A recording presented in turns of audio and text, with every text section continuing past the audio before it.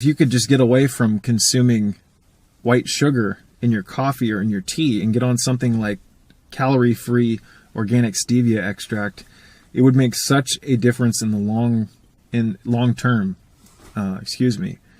It's so easy to start taking care of your health if you learn to adopt and enjoy making baby steps.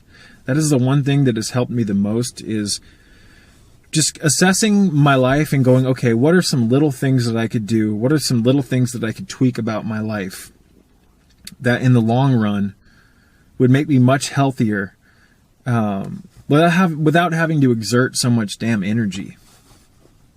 A lot of people get interested in the raw foods movement or the veganism thing, and they just want to go from point A to point B and become like a raw foodist overnight, even though up until that point where they made that decision, they'd eaten standard American foods their whole life. It is very difficult to go from a standard American diet to a raw foods diet overnight.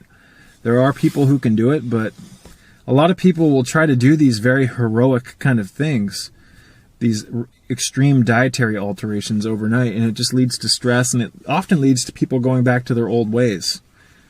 So just making baby steps, getting yourself a water filter or a distiller, that's something that's very easy to do.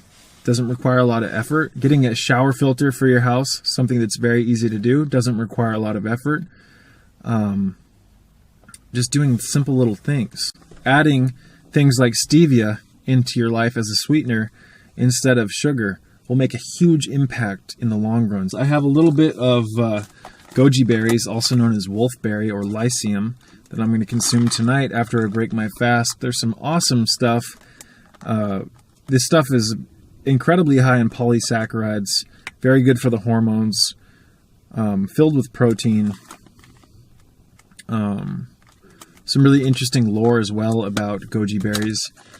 Read a story once about this group of monks that lived in the mountains, and they had this well, and these goji berry bushes grew over the well, and the berries would fall in their ripened state into the water and would infuse the water with the goji berry essence, and these monks would drink from the well, and they lived to be over 140, you name it. So that's just lore, legends, you name it, but I find it very interesting to read about herbal lore